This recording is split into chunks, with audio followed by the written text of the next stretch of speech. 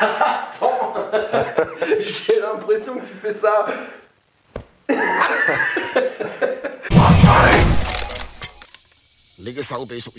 Ok, on va voir comment faire le One Inch Punch, le fameux coup légendaire de Bruce Lee, le coup de démonstration. Je précise de démonstration, parce que quand on va faire la publication, 2-3 jours après, il va y avoir des glandus qui vont passer par là, et ils vont mettre des coms du genre vas-y, c'est de la merde ta technique, ça marche pas en vrai, moi tu me fais ça, le mec il me fait ça, je fais coup de boule, coup de genou sauté et tout. C'est bon, j'ai rien. T'en fais pas, personne va te faire ça dans la rue. Voilà, c'est juste pour s'amuser, c'est un éducatif. Quand on voit Bruce Lee qui fait son One Inch Punch, il se met comme ça, et après il envoie. Bon, déjà tu vois qu'il s'est foutu notre gueule. Là, il n'y a pas 1 inch, là il y a au moins 3 inches. Donc il nous a tous bien niqué. Lui, il en a plus rien à foutre maintenant parce qu'il est mort tranquille et tout. Et maintenant, c'est nous qui sommes dans l'embarras à cause de ces conneries. Donc là, on va s'entraîner. On va vraiment se mettre à 1 inch pour voir ce que ça fait.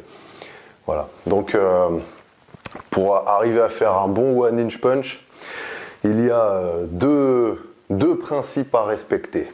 Alors, premier, quand tu vas mettre ton coup, il va y avoir plusieurs segments qui doivent accélérer pour mettre un coup. Et en fait, là, vu qu'on n'a pas beaucoup de distance, il faut que tous les segments accélèrent en même temps. Donc la rotation de buste, le bras qui va se tendre, les jambes aussi, la jambe arrière qui va bien prendre appui dans le sol. Tout ça, c'est des mouvements qui doivent être bien coordonnés. Alors, c'est compliqué à faire. Pour arriver à bien percevoir le truc, il faut faire des milliers de coups. Moi, je trouve à partir de 10 000, tu commences à comprendre le truc. C'est pour ça que je t'ai fait venir là, Antoine. Je vais pouvoir faire mes 10 000 coups sur toi et comme ça après je serai bon pour faire le One Inch Punch. Et voilà, donc l'accélération de tous les segments en même temps, comme pour n'importe quelle frappe en fait, en vérité. Le deuxième truc à respecter, c'est que au moment de ton impact, quand tu arrives au point que tu vas viser, donc moi mettons là il y a son pec, pour que ça fasse un effet sympa, je vais viser, mettons, 3-4 cm derrière. Et il faut que, à ces 4 cm derrière, il faut que je sois entièrement tendu. Il faut que le bras soit tendu, la jambe, tout bien. Il faut que j'ai tout le corps verrouillé nickel. Ça, c'est pour éviter les déperditions d'énergie. Si je termine mon impact en ayant le bras plié, en ayant la jambe à moitié pliée, voilà, ça va faire comme un accordéon, quoi. Il va y avoir l'énergie qui va se barrer de tous les côtés. Il va y avoir une perte parce que je vais amortir, je vais avoir un côté élastique. Donc l'idée, c'est d'arriver à calculer ton truc pour que, arriver à ton point de visée, à ton point d'impact final, tu sois tout tendu en position. Et comme ça, toute l'énergie de la frappe, elle va être vraiment transmise du sol et de ta masse dans ton bras et voilà, et ça envoie un petit peu. Comme pour n'importe quel coup, en fait. Voilà. Bon, en fait, je t'avoue, le One Inch Punch, on n'en a rien à foutre. C'est juste un prétexte pour te parler de ces principes de frappe qui sont très importants. Du coup, je profite pour te glisser un troisième principe pour bien taper. Tu sais, on entend tout le temps l'histoire de quand tu tapes, il faut viser derrière la cible. Voilà. Et bon, on entend ce truc-là tout le temps, sauf que à combien il faut viser? Parce que voilà, tu vas viser à 5 cm, 50 cm, et en fait, ça dépend de plusieurs facteurs. Ça dépend de ton type de cible. Mettons là, si je veux lui envoyer un point arrière abdomen, son abdomen, bon déjà c'est une partie molle, il peut prendre un peu. Si c'est un bon gros lard et un gros bide, il peut prendre encore plus. Et puis bon, Antoine, il a un peu l'habitude, donc il peut faire une défense de corps, il va absorber le coup, éventuellement, s'il y a besoin. Donc, si je veux viser cette partie-là, ça peut être bien de viser quand même bien derrière, genre 10 cm, ou 15 même. Voilà, donc déjà, premier facteur, ça va être qu'est-ce que tu attaques. Et le deuxième, ça va être la résistance de ce que tu attaques par rapport à toi, ta force. Puisque l'idée, c'est qu'à ton point d'impact, tu sois tendu.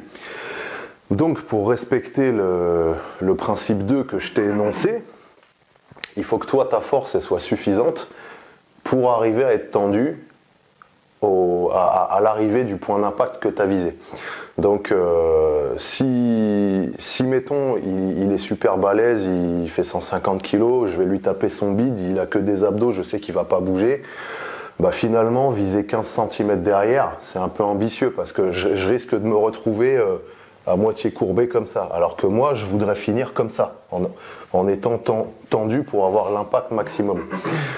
Donc je vais m'adapter par rapport à ça. Si je vise son nez, là c'est une partie dure, j'ai pas besoin de pénétrer énormément, donc si je veux juste faire un dégât sur son nez, bah, je vise 3 cm derrière, ça suffit. Voilà. Après en même temps, je sais que sa tête, elle peut reculer facilement, donc le nez c'est pas très dur, sa tête peut reculer facilement, donc je peux me permettre de viser même 20 cm derrière si je vise sa tête. Je vais le rentrer comme ça.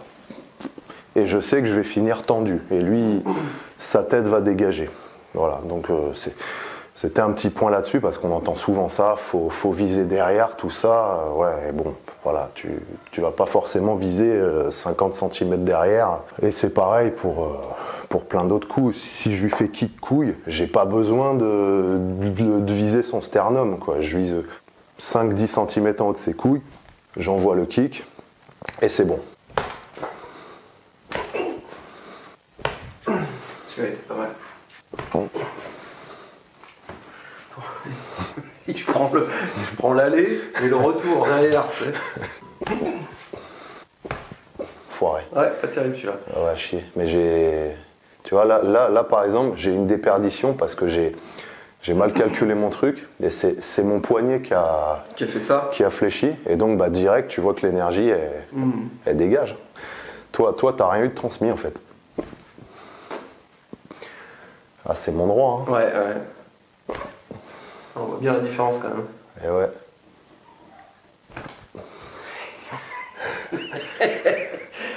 Il y a une remarque à faire, c'est que quand on a de la distance, le point arrière il est plus fort, parce que grande distance, bah, grand élan, grosse patate.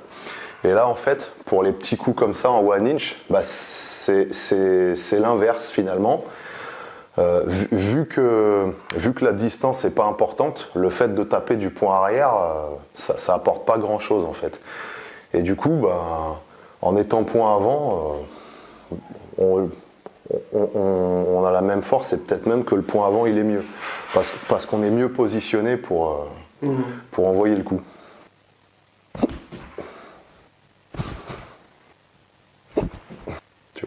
Tu vois la différence là? Quand tu me pousses beaucoup, c'est que tu vises loin, et du coup, ben, il y a moins d'impact, parce que ça te demande plus de force, donc ça fait plus une poussée. Si tu vises plus près, ça fait plus un impact, et je vais moins reculer. Peut-être que je cherche trop à pousser là, justement, et pas assez l'impact. En même temps... Là, il y avait plus l'impact comme ça. Ouais. Mais il faut que ce soit plus sec. Que quand tu vises plus ouais, loin. que quand je fais ouais. Comme ça, quoi. Ouais. Ok. Ouais, il y avait... Pas dingue, hein, quand même. Bah ouais, à cette distance... Ouais, clair. c'est pour ça... Ouais, mais tu vois, j'ai pas l'impression qu'il y ait une percussion, tu vois. J'ai plus l'impression que je te pousse, comme ça, tu vois, plutôt qu'autre chose. Bon, après, il faut s'entraîner, évidemment. Mais... Bah après, plus tu vises loin, plus ça te demande de force. Et donc, moins tu auras d'impact.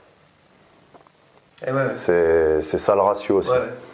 C'est vrai que bon, là je suis là, mettons, moi si je veux terminer en étant comme ça, du coup, ça fait un petit impact. Allez, on va faire comme Bruce Lee.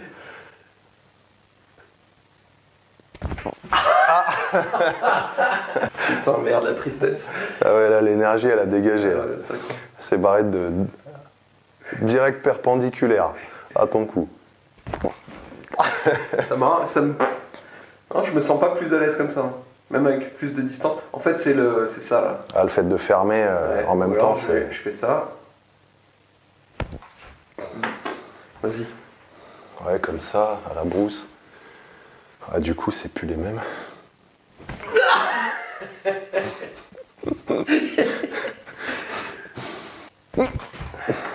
Je pensais en même temps, tu sais.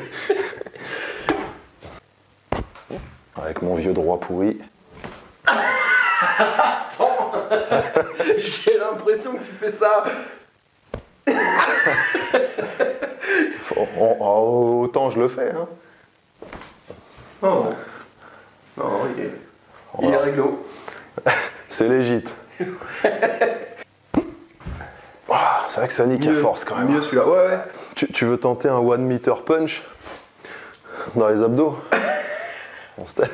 Allez. Vas-y. Ma foi.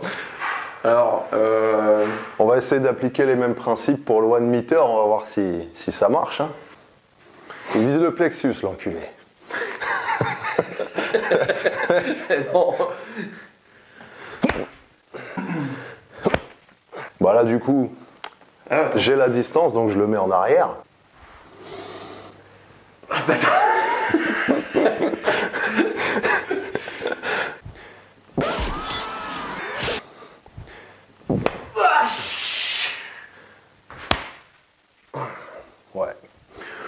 Ouais, il était pas mal. Quand même, tu tapes un peu comme un vegan, hein, Antoine. Hein. J'ai le regret de te le dire.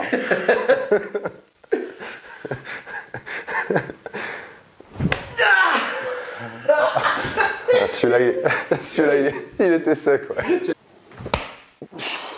C'est la peau, quoi. À force, ça travaille, ouais. C'est ça, en fait.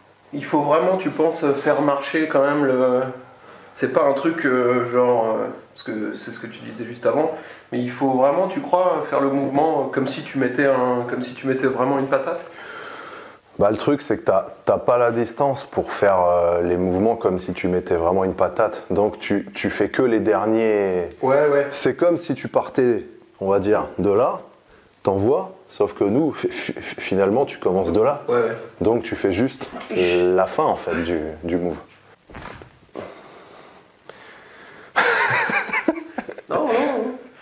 Non, je suis désolé. Je suis désolé. Peut-être qu'on est moins concentré, on s'en bat un peu plus les couilles là. C'est vrai.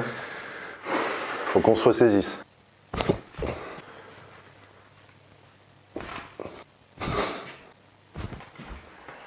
Non, je pousse. Il n'y a pas vraiment d'impact, quoi. Vise plus près alors. Non mais faut de la putain de maîtrise. Hein. Ouais, bah clair.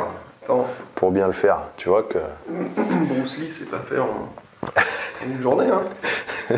On peut dire on a quand même un peu l'habitude de taper depuis le temps. Ouais. Bah on galère à faire ça quand même. Hein. Donc il y a vraiment un côté maîtrise.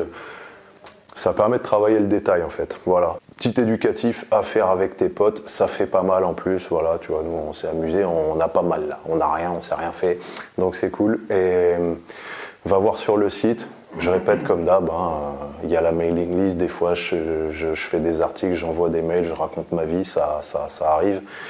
Et puis comme ça, si jamais un jour il n'y a plus YouTube, tu sauras où me trouver. À plus.